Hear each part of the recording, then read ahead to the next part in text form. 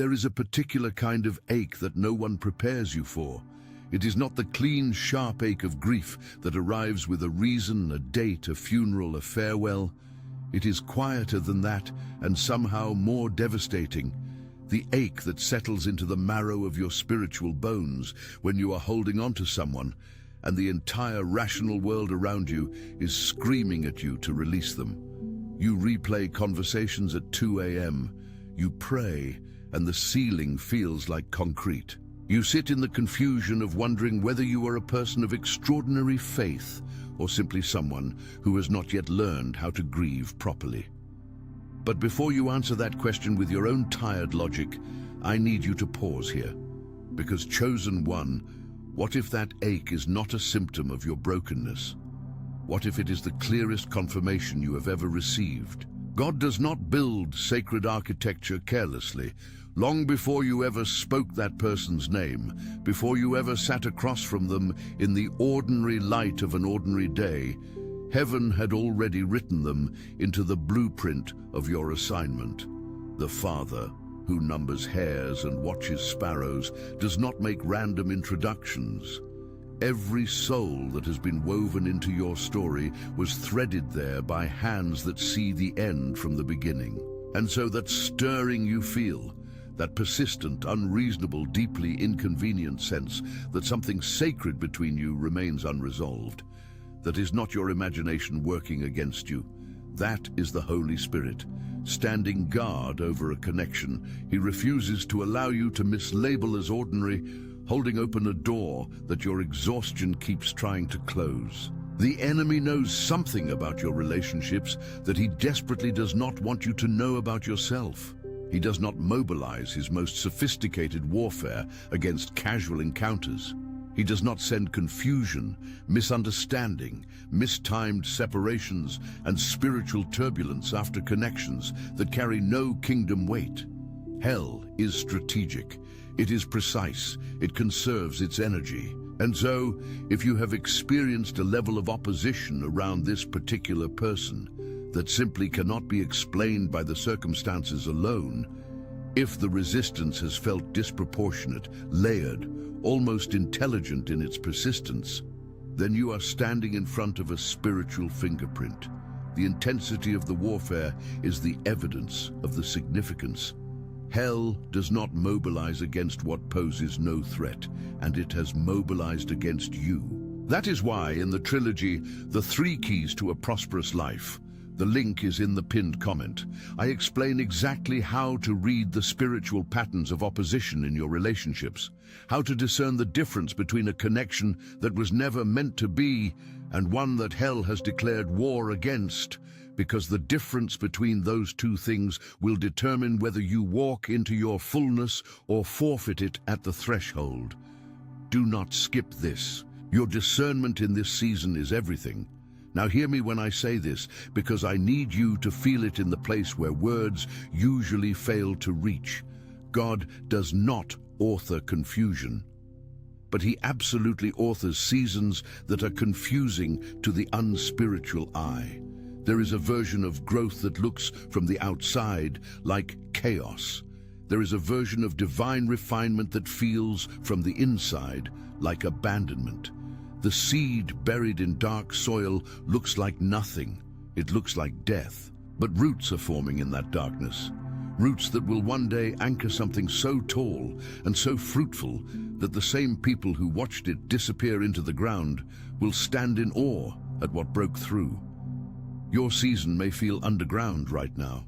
Your connection may look dormant, but God is working in dimensions you cannot yet see, in the soft tissue of hearts, in the invisible foundations of purpose, in the sacred timing of a king who bows to no deadline but his own. The enemy's most effective weapon in this specific season of your life is not a loud one. He is not coming with obvious destruction. He is coming with exhaustion. He is coming with the slow, grinding weariness of waiting, the kind that makes surrender feel sophisticated, that makes walking away feel like finally becoming emotionally healthy, that dresses abandonment in the language of peace. But I need you to listen very carefully to the quality of the voice that is urging you toward the exit. God's voice, even in correction, even in redirection, carries a tone of expansion. It sharpens without shattering. It breaks you open, not apart. If the voice pushing you toward that door is soaked in shame, in a nameless heaviness, in the quiet despair of someone who has stopped believing, that is not your shepherd. Your shepherd's voice does not sound like that. You know his voice. And what you are hearing in those darkest moments of almost letting go is not him. David knew what it was to be anointed for something, and then to spend years living as though the anointing had been a cruel joke. He sat in the cave of Adullam with nothing but his psalms and his wounds, hunted by the very king whose torment he had once soothed with music. And yet he refused, with a ferocity that cost him something. He refused to lift his hand against the one God had placed in authority over him. He understood something that you must understand in this moment. Timing is not delay. Waiting is not wasted. The years in the wilderness were not detours from David's destiny. They were the classroom in which the king was being formed. Every season that has felt like punishment in your story has been preparation in heaven's story. Consider Jonathan. In a world defined by political inheritance, by blood rights and thrones and crowns passed from father to son, Jonathan encountered something in David that caused him to lay down the very thing every human logic told him to protect: his claim to the kingdom. He stripped himself of his robe, his armor, his sword, his bow, and his belt, and he placed them on the shoulders of a shepherd boy whom his own father wanted dead. That was not emotion. That was covenant. And that covenant survived jealousy, separation, the threat of death, and the noise of an entire kingdom trying to sever it. Some connections are simply built to survive what should have destroyed them. Yours may be one of them. Ruth walked away from every reasonable option. Orpah, her sister-in-law, equally loved, equally grieved, turned around, and there is no condemnation in that. Orpah was not wrong. Orpah was logical, but Ruth was something more than logical. Ruth was anchored to a connection that her circumstances had absolutely no power to justify, and her obedience to that unseen anchor rewrote the lineage of kings. Boaz was not in her sight when she made the decision. Bethlehem was not promising her anything. She had nothing but the word she had spoken over a grieving woman, and she let that word be enough to walk forward on. What word have you spoken? What covenant has your spirit already made in the quiet of your most honest moment that you are now being tempted to unsay? Paul and Silas sat in chains at midnight, not metaphorical chains, real chains, in a real prison, in the real dark. And rather than cursing the connection that had brought them to that place, rather than rehearsing all the ways things had gone wrong, rather than reviewing the reasonable list of reasons to be offended at God, they sang. And when they sang, the foundations shook, the doors flew open, the chains fell off. Not just their chains. Every prisoner in that place was set free by the worship of two people who refused to let the darkness have the final word. Your praise in the middle of this, your refusal to be silent, your decision to worship through the confusion rather than waiting for the clarity, is not a small thing. It is a foundation-shaking thing. Heaven responds to that kind of faith with earthquake force. The loneliness that lives inside of a misunderstood connection is one of the most unique and crushing forms of isolation that exists. It is not the loneliness of having no one around you.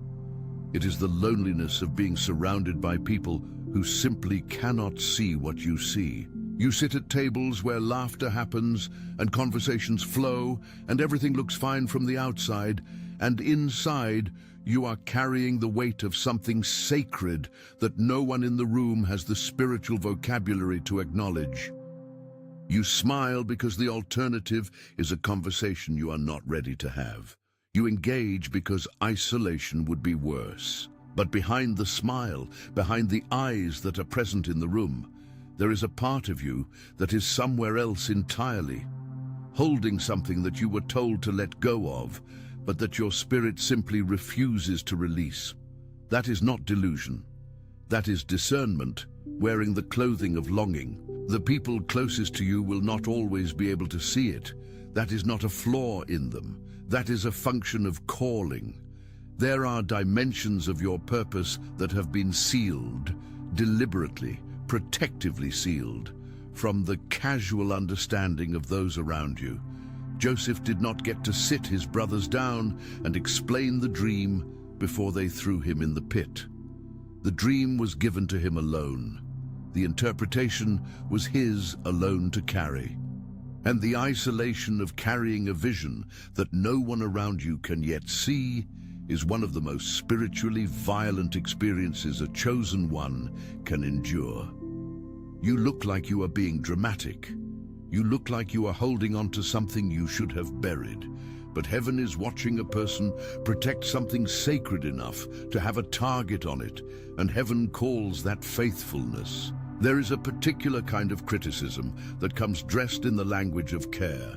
It arrives in the voices of people who genuinely love you, or think they do. And it says things like, "You are too sensitive about this. You are reading too much into it. You need to let this go and move on. You deserve better than someone who has caused you this much confusion." And on the surface, none of that sounds malicious. It sounds reasonable. It sounds like wisdom. But beneath the surface of that kind of advice, buried inside the well-meaning counsel of people who are themselves afraid of the unknown, is the assumption that the standards of ordinary love apply to what you are carrying.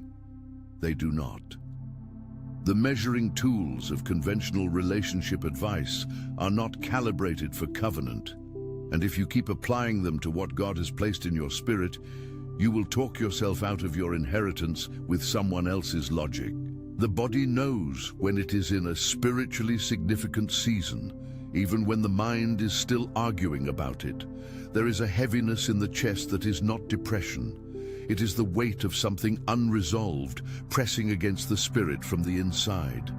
There is a tension in the throat, a pressure behind the eyes, the particular kind of weariness that comes not from doing too much, but from feeling too deeply for too long.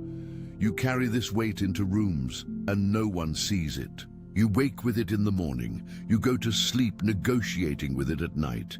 This is what it costs to be a person whose spirit has been assigned to something that the world cannot yet see. This is what it costs to be chosen for the kind of love that does not perform on a convenient timeline. As I teach deeply in the material, The 3 Keys to a Prosperous Life, I left the link for you in the pinned comment. This pain is not random suffering, it is targeted refinement. The fire you are walking through has a purpose that the enemy is terrified for you to discover. Because the moment you understand that your pain has been producing something, you stop trying to escape it and start stewarding it. And a chosen one who understands the purpose of their suffering becomes completely unstoppable. Joseph was sold by his brothers for 20 pieces of silver. 20 pieces, the price of a broken sandal. The people who were supposed to be his family assigned him the value of the inconvenient and the disposable. And he went from the pit to Potiphar's house to prison. One humiliation stacked on top of another. Every season of what looked like progress followed immediately by a new and deeper form of loss. But there was something operating beneath the surface of every single one of those devastations that neither his brothers, nor Potiphar, nor the chief butler who forgot his name could see. Favor. Invisible. Indestructible. Assignment carrying favor. And in the moment when the fullness of the season arrived, in the moment when Pharaoh called him out of the prison and placed the signet ring on his hand, not 1 ounce of what the enemy had done to him had succeeded in severing him from the purpose for which he had been born. What has been done to your connection cannot sever you from what God ordained if you refuse to pick up the scissors yourself. The confusion was not evidence of the wrong direction. The warfare was not evidence of a mistake. The delay is not evidence that God has forgotten the promise. These are all the enemy's tools, sophisticated, targeted, deeply personal, designed to convince you to do his work for him by becoming the one who finally cuts the thread. Do not do it. Do not hand him that victory, not when you have come this far. And yet, I need to say this with the same love with which I say everything else. There is a particular danger in this season that is just as real as the danger of letting go too soon. It is the danger of looking back. Lot's wife did not die because she loved the wrong things. She died because she could not stop turning toward what God had already decided to move her away from. The fire was real. The destruction was real. But the turning back, the backward glance of a heart that could not fully release the familiar, even knowing the familiar was burning, that was what turned her into a monument of warning. God is not calling you to become a monument to the fire he is removing you from.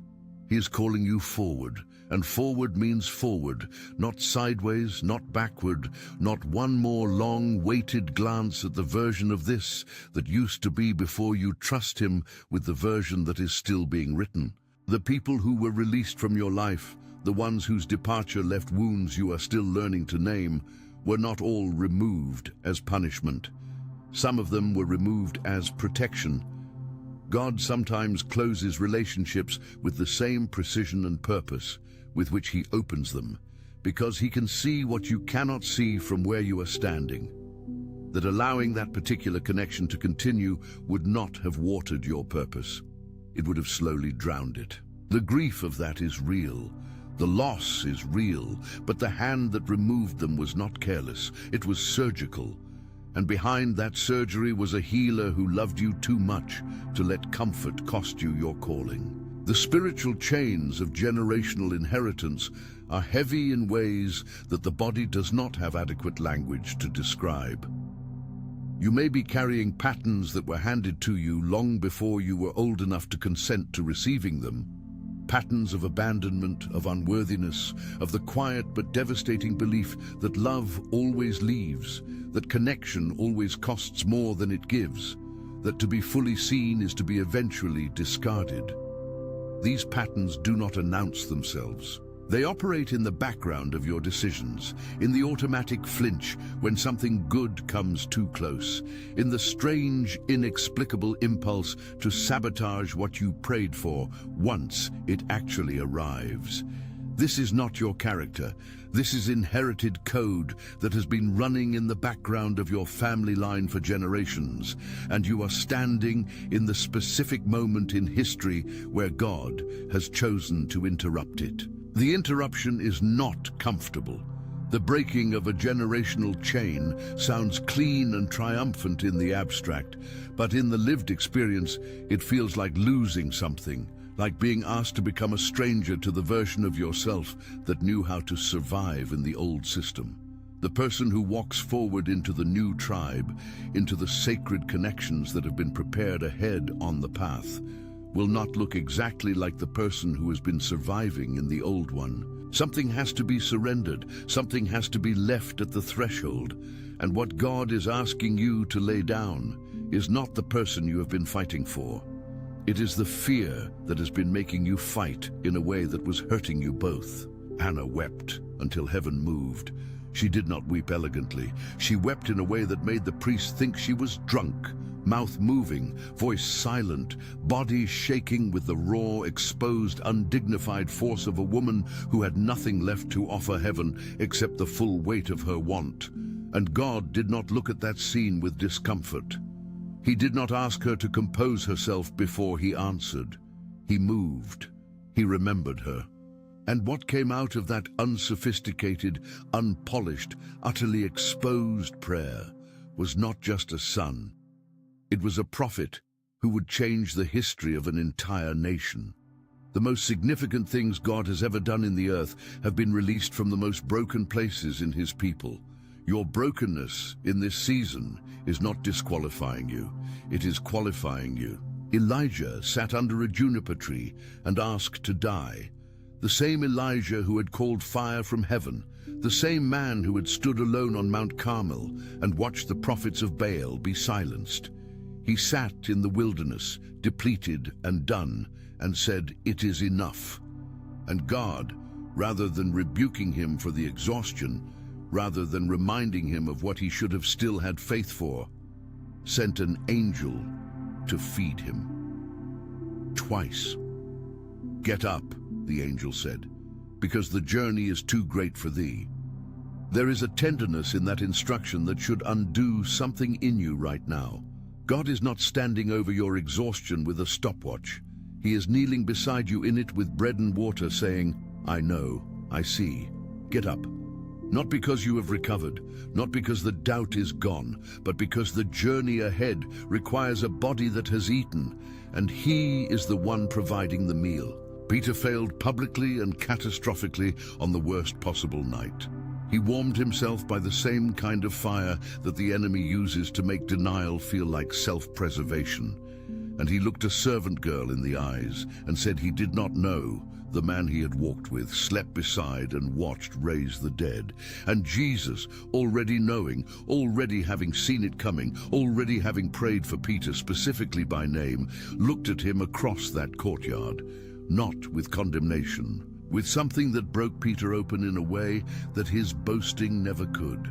And when the resurrection came, when the angel gave specific instructions to the women at the tomb, the message was, "Go tell his disciples." And Peter, the one who failed, was called out by name, not to be shamed, to be specifically, deliberately, mercifully restored. Your failure in this connection does not remove your name from the list. If anything, it is the reason your name is being called louder. The ache that lives in your spirit right now is not evidence that you were wrong to feel what you felt. It is evidence that you are a person of depth, of spiritual sensitivity, of covenantal capacity. And those are not weaknesses to be managed. They are gifts to be stewarded. The world will tell you to be less. The self-protection strategies of a wounded culture will coach you to feel less, risk less, invest less, need less. But God did not design you for less. He designed you for the terrifying, exposed, magnificent vulnerability of loving someone with the full weight of a spirit that was made in the image of a God who loved the world enough to send His only Son into the middle of its rejection. That kind of love does not look safe. It was never meant to. You are standing at a doorway right now. On one side of it is everything familiar, the managed grief, the contained longing, the careful distance that keeps you from being hurt again in the same way. On the other side of it is the unfolding, the release, the season where what has been buried underground finally breaks through the surface and becomes visible. But the doorway requires something from you. It requires that you stop listening to the voice of exhaustion and start listening to the voice of the one who placed you in this story for a reason. It requires that you choose, not passively, not by default, but deliberately and with the full weight of your authority as a chosen one, to hold the line one more day. The new tribe is being assembled. The sacred connections that have been prepared on the road ahead are not illusions. They are people who have been through their own version of this wilderness, people whose edges were refined in the same kind of fire you are walking through, people who will recognize you because they carry the same fingerprints of tested faith. You will not have to perform for them. You will not have to manage your depth for their comfort. The solitude that has felt like punishment in this season is the very thing that is preparing you to receive them, because a person who has learned to be whole in their aloneness is a person who brings something real to the table, rather than someone who arrives desperate, demanding that another person fill the space that only God can hold. Do not go back to the fire of false approval. Do not turn around to look at the version of yourself that needed their validation to feel real. That person served a purpose, but her season is ending. The version of you that is emerging from this wilderness does not need a vote from people who never had the spiritual clearance to understand your assignment anyway. The opinions that nearly cost you your purpose were never meant to be your compass. They were the noise you were always going to have to walk through on your way to the voice that matters. And you are almost through the noise. The chains that have run through your family line, the inheritance of broken bonds, of love that arrives with conditions, of connection that never quite becomes safe, those chains are breaking in you. Right now, in this very season, you may not see it yet, but the generation that comes after you will know a different inheritance because of what you are refusing to repeat in this moment. The decision to believe in sacred connection, to refuse to abandon what God has sanctioned, to hold on when everything is screaming, let go. That decision is not just about you. It is about every name that will come after yours. You are breaking something off the bloodline. You are changing the story. The courage it takes to do that is not small. Heaven is watching, and it is not small. The season underground is ending. The roots that have been forming in the darkness, the ones that looked like nothing, the ones that produced no visible fruit while the enemy laughed at the barren ground, those roots are ready to sustain something that the light has been waiting to receive. The bloom is coming, not because you earned it, not because you were perfect in your waiting, but because the one who planted the seed is faithful to the harvest, and he does not start what he does not intend to finish. Your connection, your calling, your assignment, they are all still breathing. They are not behind you. They are ahead, and they are closer than the enemy wants you to believe. Hold the line, not with the frantic grip of someone who is afraid, with the steady, anchored, immovable confidence of someone who knows, whose voice called them to this assignment in the first place. Stay, pray, trust. The promise still breathes. The purpose is still unfolding. And what God has woven together in the invisible loom of eternity cannot be severed by any weapon the enemy possesses, unless you hand over the authority yourself. You were not chosen to fold at the threshold of your breakthrough. You were chosen to walk through it. So walk. If this word landed in the deepest place inside you, if something in your spirit recognized itself in every paragraph, if the ache I described is the ache you are living, then what comes next is not optional. It is the step that bridges the revelation to the transformation. Inside, the 3 keys to a prosperous life, I have laid out with precision and with love the exact spiritual architecture that turns a season like this one from a wound into a weapon. The link is waiting for you in the pinned comment. Do not scroll past it. Do not tell yourself you will come back to it later. You are already here. You are already awake. Take what heaven placed before you and walk into the fullness of what you were always meant to carry. The assignment is real. The person is real. And so are you. There is a moment that comes to every chosen one, not announced, not ceremonial, not wrapped in the kind of clarity that makes decision-making feel clean, where the weight of everything you have been carrying in secret finally becomes heavier than the fear of moving forward. It does not arrive with trumpets. It arrives quietly, in the middle of an ordinary Tuesday, in the space between one breath and the next, when something deep inside your spirit simply says, enough. Not enough in the voice of surrender, enough in the voice of completion. Enough as in, I have been refined sufficiently for what comes next. I have been underground long enough. I have wept in enough showers, swallowed enough explanations I did not owe, smiled through enough dinners where no one at the table could see the cathedral of grief I was carrying inside my chest. Enough. And in that moment, the season does not end dramatically. It simply turns, like a page, like a tide, like the slow, irresistible movement of a sun that has always been rising, even when the darkness made it impossible to see. You have been in a season of formation that required more of you than you were ever warned it would. You were asked to love without guarantee. You were asked to believe without evidence that satisfied the natural eye. You were asked to hold on when the logical, the reasonable, the emotionally self-protective voice in your head, and sometimes in the mouths of everyone around you, was constructing an airtight case for release. And you held on anyway. Not perfectly. Not without moments of almost letting go, of sitting at the edge of the decision with your hands open and your heart saying, I cannot do this anymore. But you are still here. You are still holding. And that is not a small thing. In the economy of heaven, faithfulness in the wilderness is currency that purchases territory in the promised land. Every day you chose to believe when belief was costly, you were making a deposit into a future you could not yet see the shape of. That future is taking shape now. The account is full. The enemy studied you carefully in this season. He catalogued your weaknesses with the precision of someone who had a great deal at stake in your defeat. He knew which voices you were most likely to listen to, which fears were closest to the surface, which wounds from your history were still tender enough to be pressed, and he pressed them strategically, repeatedly, with the patience of something that has watched human beings fold under pressure long enough to know exactly how much weight it takes to make a person drop what they were called to carry. He applied everything he had, and you are still standing.